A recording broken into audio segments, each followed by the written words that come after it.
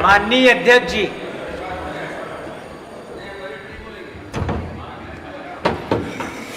स्थान ग्रहण करें।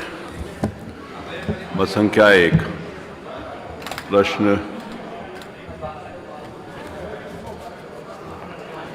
संख्या 1 श्री अनिल प्रधान।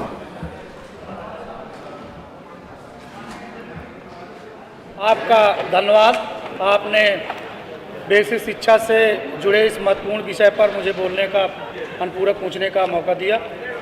मैं आपके माध्यम से माननीय मंत्री जी से पूछना चाहूँगा कि जो उनके द्वारा अवगत कराया गया है कि बेसिक शिक्षा विभाग में शिक्षकों के 85,152 पद रिक्त हैं और छात्र और शिक्षक अनुपात शिक्षा मित्रों और अनुदेशकों को सम्मिलित करते हुए 21:1 के मानक के अनुसार पूर्ण है, जबकि आपके द्वारा ही विगत द्वितीय सत्र 2023 में अवगत कराया गया है कि बेसिक शिक्षा विभाग शिक्षकों के 85,152 पद रिक्त हैं तथा शिक्षक छात्र अनुपात शिक्षा मित्रों और अनुदेशकों को सम्मिलित कराते हुए 30:1 के मानक के अनुसार पूर्ण है। एक और आप शिक्षा मित्रों और अनुदेशकों को अनुपातिक भागीदार मानते हैं और उनको मानदेय के रूप में मात्र 7,000 से 10,000 तक रुपए देते हैं।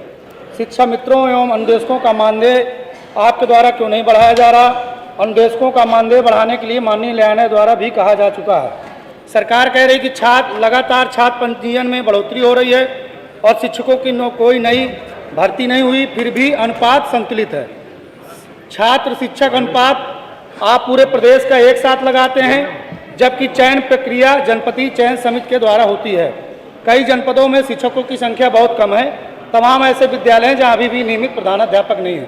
मानवर मेरा आपके माध्यम से माननीय मंत्री जी से पहला अनुपूरक है कि माननीय मंत्री जी बताने की कृपा करें कि प्रदेश में लगभग 15 लाख टेट व सीटेट उत्तीर्ण अभ्यर्थी जो अन्य प्रदेशों यथा बिहार, झारखंड, राजस्थान की बात उत्तर प्रदेश में नई शिक्षक भर्ती का इंतजार कर रहे हैं, तो वो शिक्षक भर्ती आप कराएंगे कि नहीं कराएंगे? अगर कराएंगे तो कब तक? मानवर जो दूसरा अनुपूरक है मेरा कि 69,000 शिक्षक भर्ती में घोटाला हुआ था। माननीय मुख्यमंत्री जी के आदेशानुसार 5 जनवरी 22 को आरक्षित वर्ग के 6800 चयनित शिक्षकों की चयन सूची बेसिक शिक्षा विभाग द्वारा जारी की गई थी। आज तक उनको नियुक्ति नहीं दी गई। आज लगभग 600 दिनों से वो सभी अभ्यर्थी इको गार्डन में धरने पर बैठे हैं। तो मेरा आपके माध्यम से माननीय मंत्री जी से पूछना है कि माननीय मंत्री जी बताने की कृपा करें कि उन 6800 चयनितों को नियुक्ति पत्र कब तक प्रदान करेंगे।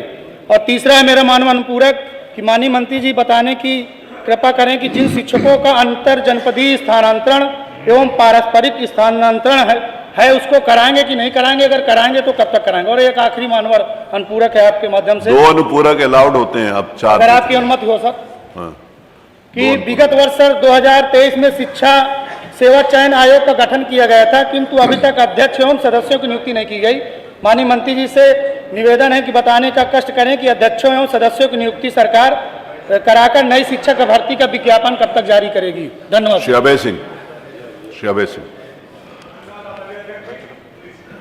आज आपने हमें उत्तर प्रदेश के पढ़े लिखे शिक्षित बेरोजगारों के विषय में बोलने का अवसर प्रदान किया, इसके लिए मैं आपके बहुत बहुत आभारी हूं। आदरणीय अध्यक्ष जी, हमारा प्रश्न लगा था उसे माननीय मंत्री जी ने जो अनुपात और समानुपात तक जवाब बना करके खेल किया है, उस खेल द्वारा सरकार द्वारा बेरोजगार नौजवानों का भविष्य बिल्कुल अंधकार में होता चला जा रहा है। हम आपसे कहना चाहते हैं कि माननीय सुप्रीम कोर्ट के निर्देशानुसार जो शिक्षा मित्र हैं और जो अनुदेशक हैं, ये ट्रेंड शिक्षक नहीं माने जाते हैं, लेकिन फिर भी जब इनको छात्र और शिक्षक का एक रेशियो बनाया जा रहा है तो उसमें इनको शामिल करके और रेशियो बना करके हम लोगों को अवगत कराया जाता है। उसके बाद लिखा जाता है 85,152 पद खाली है। आदरणीय अध्यक्ष जी, और उस रेशियो के अनुसार हमारे उत्तर प्रदेश में कुछ आकांक्षी जनपद भी हैं।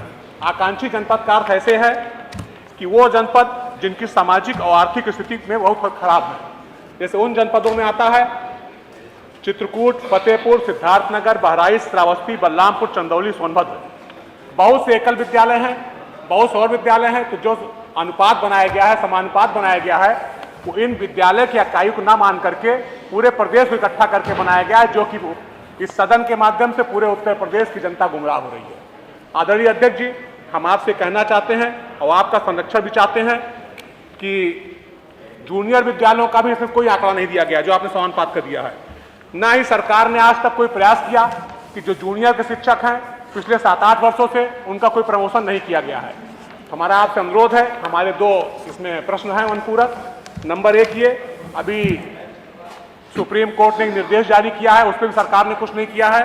तो पहला प्रश्न ये कि सरकार बीएड अभ्यर्थियों को जो कि लाखों की संख्या में घूम रहे हैं, जो कि टीईटी पास है, सुपर टेट पास हैं, उनको न्याय दिलाने के लिए क्या सुप्रीम कोर्ट रिव्यू पिटीशन दाखिल करेगी?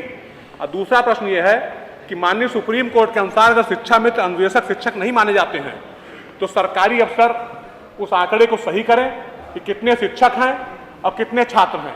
तो शिक्षक और छात्र का सही अनुपात चिन्हित करते हुए क्या उनके सापेक्ष नई भर्ती निकालेंगे, जिससे कि उत्तर प्रदेश में जो लाखों नौजवान बीएड करके, टेट करके, सुपर टेट करके बेरोजगार घूम रहे हैं, ऐसे बेरोजगार नौजवानों को उनकी नियुक्ति मिले, उनको नौकरी मिले। माननीय मंत्री ये जवाब। 12-20 तक तो हाउस ही चलता है। माननीय अध्यक्ष जी, माननीय सदस्य ने छात्रों और शिक्षकों के अनुपात को लेकर के प्रश्न उठाया और वर्तमान में शिक्षा विभाग के अंतर्गत शिक्षकों की कोई नियुक्ति की गई है क्या, उसको लेकर के उन्होंने जानकारी मांगी है। मैं आपको अवगत कराना चाहता हूं आपके माध्यम से माननीय अध्यक्ष जी कि वर्तमान में बेसिक शिक्षा विभाग के अंतर्गत जिस तरह से माननीय सदस्य भी अभी कह रहे थे, क्योंकि हमारे शिक्षा मित्र और अनुदेशक दोनों पठन पाठन के कार्य में सहयोग करते हैं और विद्यालय में जो भी शैक्षणिक कार्य बच्चों के लिए कराए जाते हैं उसमें उनका भी योगदान रहता है। हमारे बेसिक शिक्षा विभाग के अंतर्गत अंशकालिक अनुदेशक और शिक्षा मित्र और हमारे सहायक अध्यापक सभी लोगों को मिला करके हमारे पास 6,28,915 शिक्षकों की संख्या अभी वर्तमान में प्रदेश में उपलब्ध है। और जो हमारा छात्रों का और शिक्षक का अनुपात होना चाहिए, जो प्राइमरी में एक शिक्षक 30 बच्चों के लिए होना चाहिए और अपर प्राइमरी में 35 बच्चों पे एक शिक्षक होना चाहिए, इस अनुपात को हम सब लोग अभी बरकरार रखे हुए हैं और इस अनुपात जब पूरा है तो पठन पाठन के कार्य में किसी तरह की कोई दिक्कत नहीं आ रही है। और मैं बताना चाहता हूं कि हमारी सरकार के अंतर्गत पिछले 2017 से लेकर के अभी तक 1,26,371 नए शिक्षकों की नियुक्ति भी की गई है, जिससे जो शिक्षकों का अनुपात है उसको हम सब लोगों ने बराबर लेकर के आने में हम सब लोगों ने प्रयास किया और शिक्षा व्यवस्था को और सुदृढ़ और मजबूत बनाने का काम किया गया है। माननीय अध्यक्ष जी, आपके माध्यम से यहाँ पे 69,000 भर्ती के बारे में भी माननीय सदस्य ने प्रश्न उठाया। मैं इसके बारे में जानकारी देना चाहता हूं कि 69,000 जो भर्ती की प्रक्रिया है वर्तमान में न्यायालय में इसकी सुनवाई चल रही है और जो भी निर्णय इसका न्यायालय से होगा हम सब लोग समय के साथ इसमें जो भी डेट्स पड़ रही हैं उस पर हम सब लोग जाकर के सरकार का पक्ष रखा जाता है। हर एक बात को समय के अनुसार किया जा रहा है। जो भी माननीय न्यायालय से इसमें निर्देश प्राप्त होंगे, क्योंकि ये न्यायालय में इसकी चर्चा चल रही है, मुझे नहीं लगता है कि यहाँ पे सदन में इसके बारे में कोई हमें प्रश्न उठाना चाहिए।